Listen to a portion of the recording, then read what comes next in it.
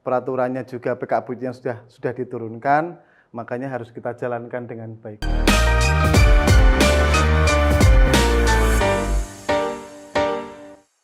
Assalamualaikum warahmatullahi wabarakatuh. Jumpa kembali sahabat Bawaslu. Hari ini kita ketemu lagi di podcast Bawaslu Kabupaten Batang. Hari ini kita akan berbincang terkait dengan agenda di penyelenggara pemilu di KPU dan juga di Bawaslu juga mengawasi proses yang sedang kita jalani, yaitu pemutakhiran data pemilih berkelanjutan atau PDPB. Nah, di kesempatan saat ini kita bersama dengan anggota KPU Kabupaten Batang yang sudah hadir di samping saya, yang luar biasa ini. Terima kasih atas kehadirannya Pak Sufi. Siap. Hari ini sehat Pak? Alhamdulillah. Alhamdulillah, karena beberapa waktu yang lalu kita dengar Pak Sufi sedang ada perawatan. Semoga segera pulih dan alhamdulillah hari ini bisa hadir, dan semoga dengan hadir di sini benar-benar sehat dan seterusnya sehat fit sehingga bisa kita kolaborasi walaupun di masa non tahapan ini tetap banyak tugas terkait dengan penyelenggara pemilu Pak ya. Siap. Oke, langsung saja Pak Suki, seperti tadi yang kita sampaikan bahwa saat ini sedang ada proses namanya pemutakhiran data pemilih berkelanjutan. Nah, itu kira-kira apa? Terus kira-kira tujuan dan maksudnya apa? Begitu Pak Suki. Monggo. Terima kasih Pak Faizin. Assalamualaikum warahmatullahi wabarakatuh. Waalaikumsalam warahmatullahi wabarakatuh.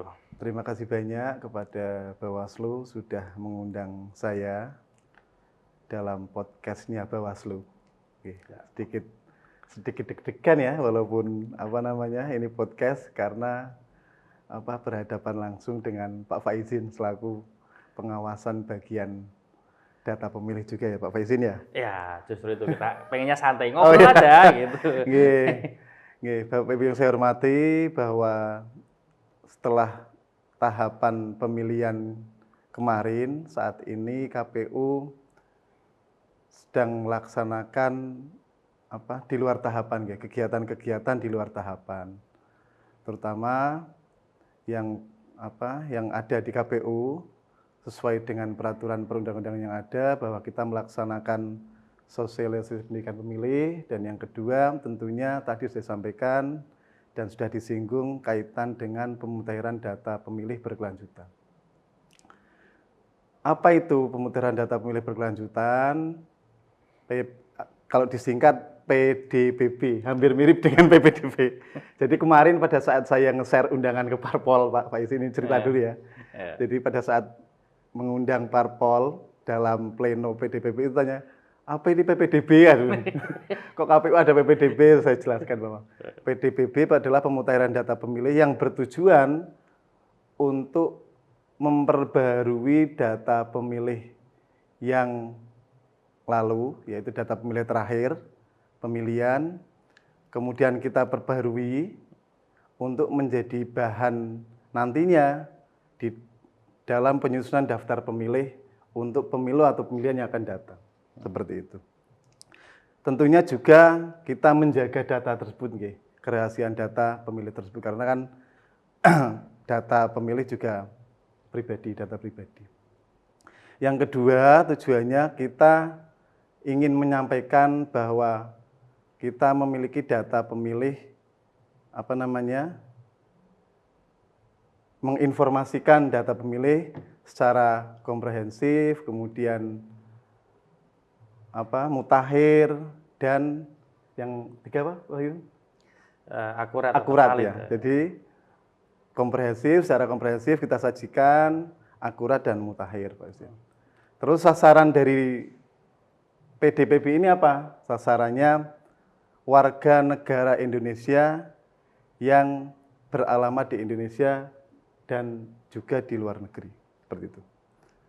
Jadi sasarannya itu, dan syaratnya apa untuk menjadi daftar pemilih berkelanjutan ini, yang pertama berumur 17 tahun, kemudian sudah atau pernah menikah, dibuktikan dengan KTP-L ataupun KK, bisa juga biodata kependudukan, dan yang terakhir IKD atau KTP identitas kependudukan digital seperti itu. Dan penyelenggaraan ini kita laksanakan selama 3 bulan sekali. Jadi nanti ada pengelolaan daftar pemilih, kemudian kita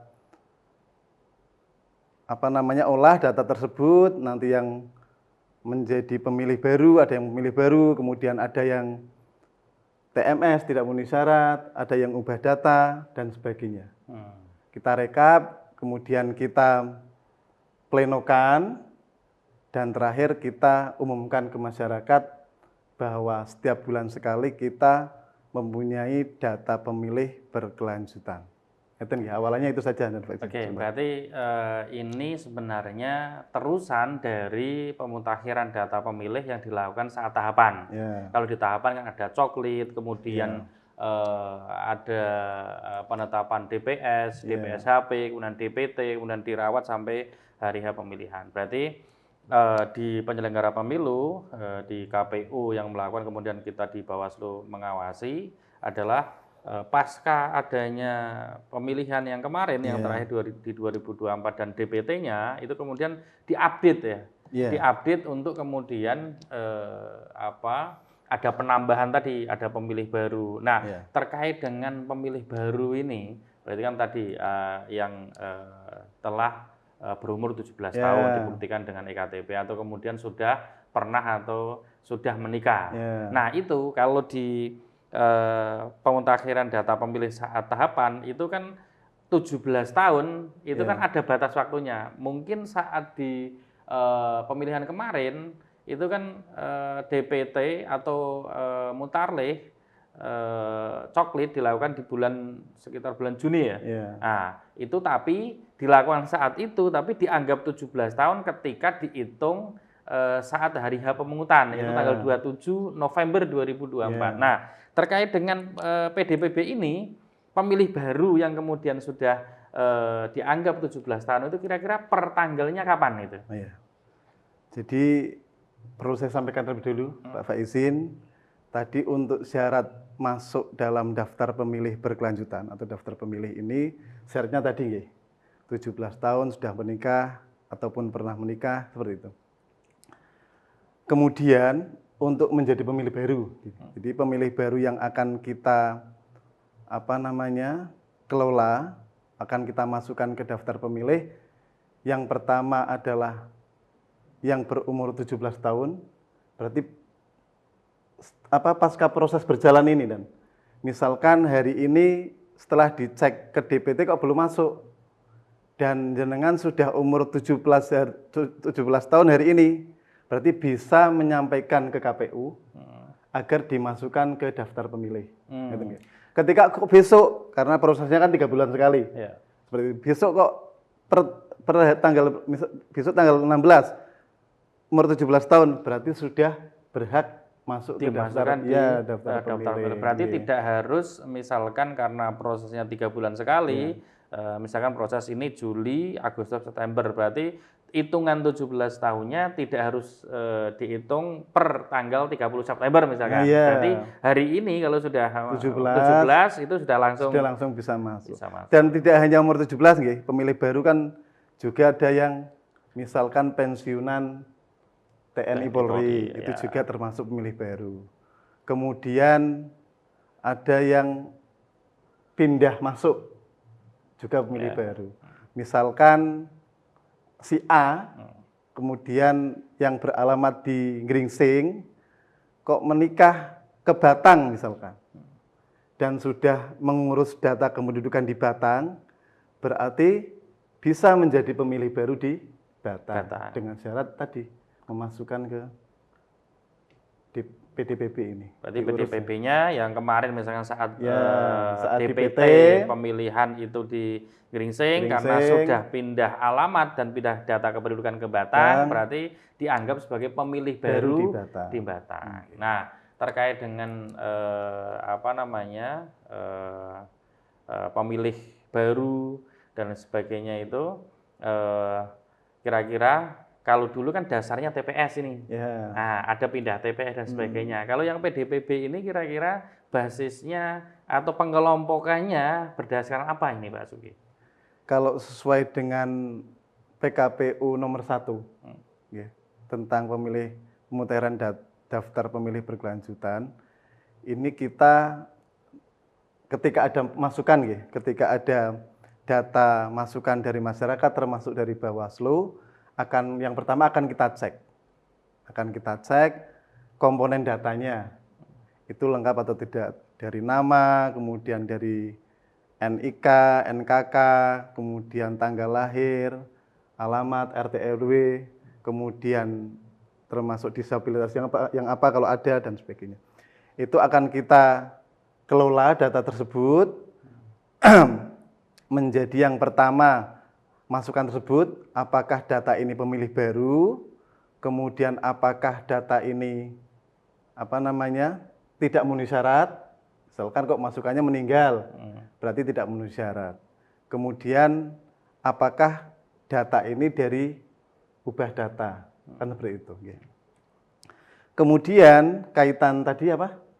Pengelompokan, Ya. daftar pemilih ini dikelompokkan kalau saat tahapan itu kan kalau dikelompokkan dalam TPS. Ya, dalam PDPB ini basisnya desa.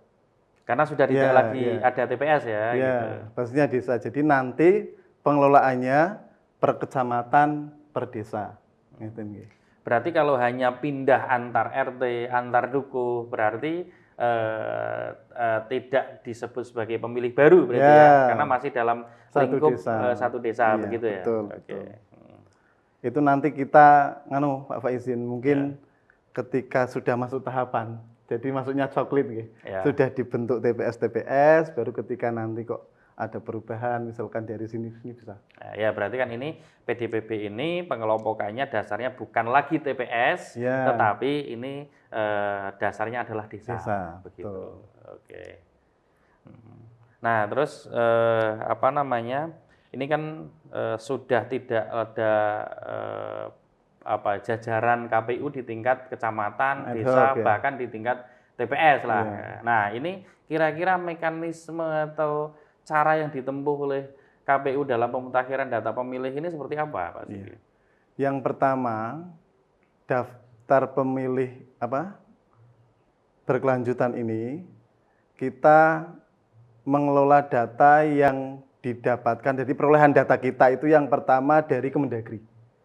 Jadi hasil konsolidasi antara KPU dan Kemendagri kemudian diturunkan data pemilih. Kemudian setelah itu kita cek dan kita kelola tadi menjadi daftar pemilih baru, kemudian TMS dan tadi pindah keluar, pindah masuk, pindah data dan sebagainya tadi. Ya. Kemudian juga kita ada masukan dari masyarakat atau dari lembaga lain termasuk TNI Polri.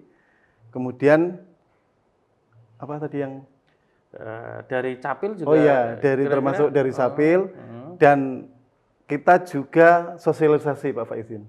Jadi di samping kita sosialisasi ke lewat media sosial, Instagram, kemudian ada Facebook dan sebagainya, juga ini rencananya sudah mulai KPU hari ini launching untuk podcast, nanti juga sosialisasi lewat YouTube dan sebagainya. Dan rencananya juga nanti ke sekolah-sekolah, ke sekolah ada kerjasama mungkin kemarin dengan Bawaslu. Rencana ke sekolah, mungkin rencana ke sekolah juga itu bisa dimasuki. Nanti disampaikan ke siswa-siswa mungkin yang kemarin belum masuk ke daftar pemilih di pilkada atau pemilihan kemarin, bisa menyampaikan masukan ke KPU biar dimasukkan ke Masukan yang dimaksud tadi soal data kependudukan. Oh, ini sudah 17 tahun, mohon untuk dimasukkan. Oh, ini sudah meninggal, tolong bisa dihapus atau dicoret dari data pemilih, begitu ya. Nah, ini terkait dengan sosialisasi, memang kemarin saat di pleno PDPP di triwulan kedua, tanggal 2 Juli 2025 ini memang kami dari Bawaslu menyampaikan imbauan secara lisan memang di pleno itu untuk meningkatkan sosialisasi. Artinya kita ajak bersama masyarakat terlibat bagaimana daftar pemilih ini benar-benar tadi akurat, kemudian komprehensif dan juga mutakhir. Karena kan juga masyarakat tahu persis, misalkan anggota keluarganya ada yang meninggal kemarin, nah ternyata masih ada di dalam daftar pemilih karena ini ada proses PDPP, harapannya bisa dimutakhirkan, bisa dihapus dan sebagainya. Nah, ini termasuk Pak Suki, kita podcast hari ini harapannya juga bagian dari sosialisasi ke masyarakat. Bagus ini. Gitu. Jadi masyarakat kita ajak bersama, monggo, ini KPU sedang melaksanakan proses pemutakhiran data pemilih berkelanjutan, kita dorong juga, Bawaslu juga begitu, Bawaslu mungkin saya ulang kemarin seperti juga saya sampaikan di pleno Pak Suki, kita di Bawaslu karena memang punya mandat untuk mengawasi proses PDPP ini sesuai dengan amanah undang-undang, kita juga melaksanakan sosialisasi lewat media yang kita miliki, Instagram dan sebagainya, dan juga kita buka posko. Karena harapannya apa? Masyarakat tidak posko aduan. Jadi masyarakat tidak hanya bisa lapor ke KPU untuk bisa dicatat, tapi silakan bisa juga lapor ke kita di Bawaslu Kabupaten Batang. Silakan bisa cek di Instagram kita, ada pengumuman posko aduan di situ, juga ada barcode yang ketika diklik di situ masuk ke Google Form sehingga bisa nanti ngisi nama yang melapor, kemudian nama yang dilaporkan, kemudian yang dilaporkan kira-kira apakah sudah meninggal. Kalau meninggal kan tidak bisa lapor sendiri gitu. Betul, sehingga Bawaslu kita ngatur ada yang pelapor dan juga ada nama yang dilaporkan. Betul. Nah, ketika anggota keluarganya meninggal misalkan ya yang dilaporkan itu dibuktikan dengan dokumen pendukung yaitu minimal surat keterangan kematian dari desa. Lebih-lebih lagi bisa digunakan misalnya sudah punya akta kematian begitu. Nah, ini juga selain kita membuka posko aduan ke masyarakat, kita juga punya jejaring ke desa, Pak Suki. Jejaring ke desa, ada desa-desa dampingan dari Bawaslu, ada namanya desa pengawasan dan juga desa anti politik uang, yaitu bersama-sama dengan Bawaslu membantu pengawasan, istilahnya pengawasan partisipatif, termasuk di proses PDPP ini. Sehingga data-data, kalaupun memang di desa itu ada data yang memang tadi ada yang pemilih baru atau pemilih tidak memenuhi syarat, bisa disampaikan ke kita, nanti kita lanjutkan ke KPU. Sebagaimana yang sudah kita sarperkan.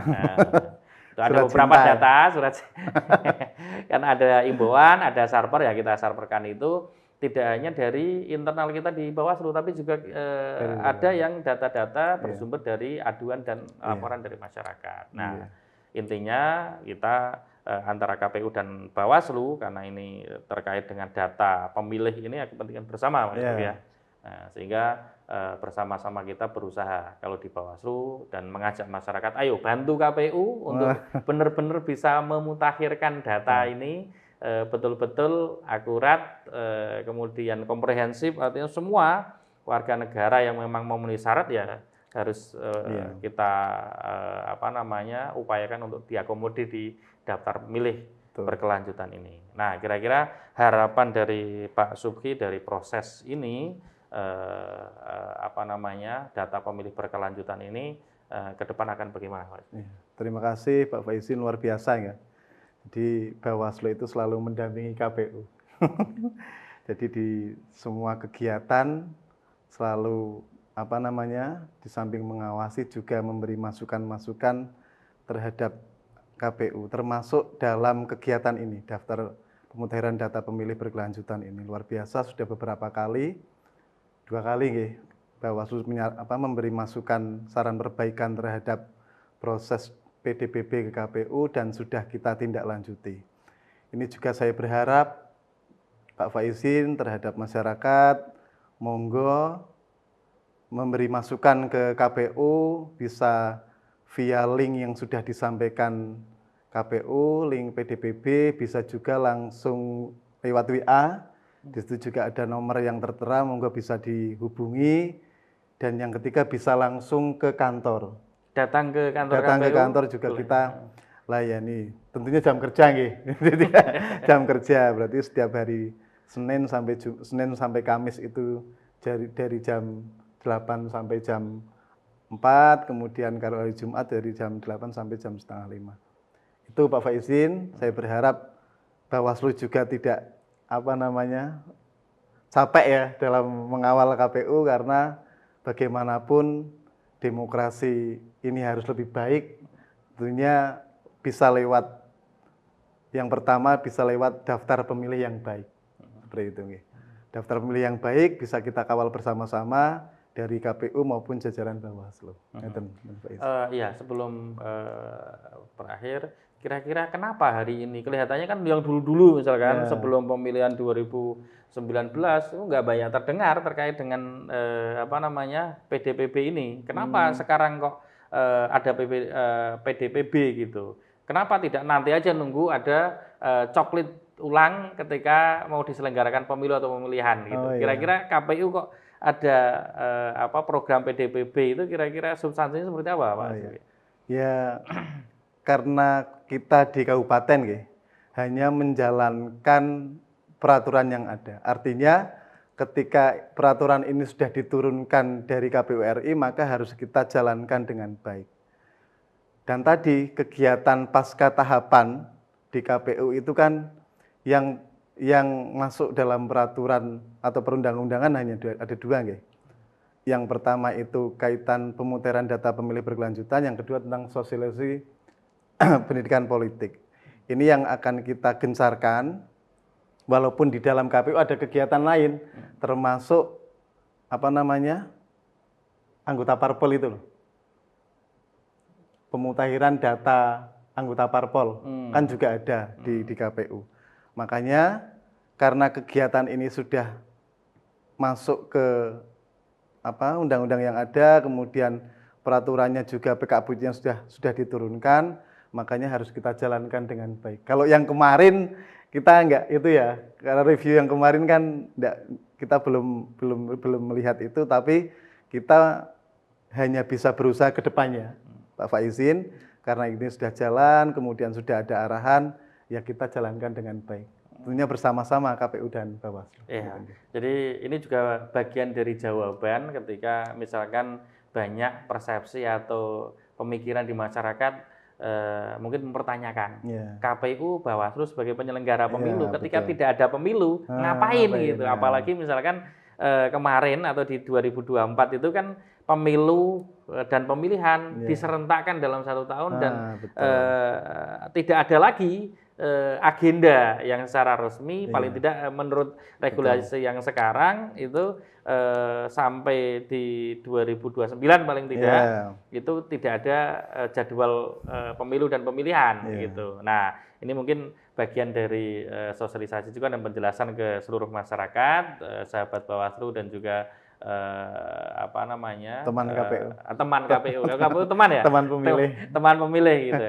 Jadi KPU dan Bawaslu itu kita tegaskan karena ini lembaga yang permanen ya. Jadi bukan berarti setelah pemilu dan pemilihan itu kita istirahat atau tidak ada kerjaan. Banyak sekali sebenarnya sebagaimana lembaga pemerintah yang lain itu kita punya tugas, punya banyak kewajiban yang harus kita jalankan. Salah satunya yang ini juga berdasarkan regulasi di KPU ada pendidikan politik, pendidikan pemilih, di Bawaslu ada namanya pengembangan soswatif, pengawasan partisipatif, yang itu juga kita harus sosialisasikan ke masyarakat, utamanya pemilih pemula. Dan juga ada pemutakhiran data pemilih berkelanjutan. KPU melaksanakan, kita mengawasi dan juga membantu sekaligus di KPU bagaimana proses pemutakhiran data pemilih ini benar-benar tadi bisa komprehensif, kemudian mutakhir dan juga valid Karena kita memandang bahwa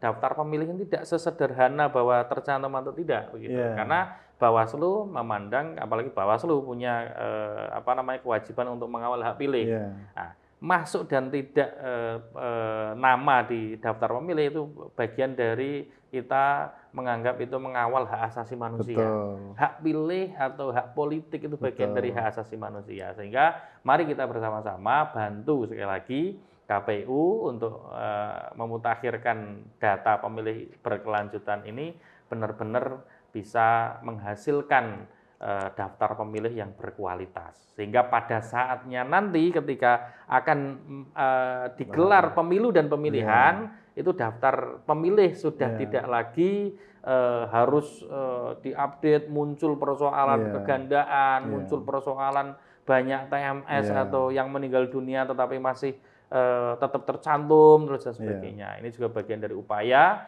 di penyelenggara pemilu agar gelaran pemilu dan pemilihan yang akan datang bisa lebih berkualitas. Begitu Pak Sufi. Terima kasih atas kesediaan dan kehadirannya di podcast kami bersama sahabat Bawaslu yang menyaksikan podcast ini. Sekali lagi terima kasih dan luar biasa. Alhamdulillah kita bisa berjejaring dan menjalin hubungan kira-kira yang lebih baik lah begitu. Karena apalagi soal daftar pemilih saya kira kepentingannya sama begitu. Oke, terima kasih. Sampai ketemu lagi sahabat Bawaslu di podcast Bawaslu Kabupaten Batang selanjutnya dan saya undur diri. Assalamualaikum warahmatullahi wabarakatuh. Waalaikumsalam warahmatullahi wabarakatuh.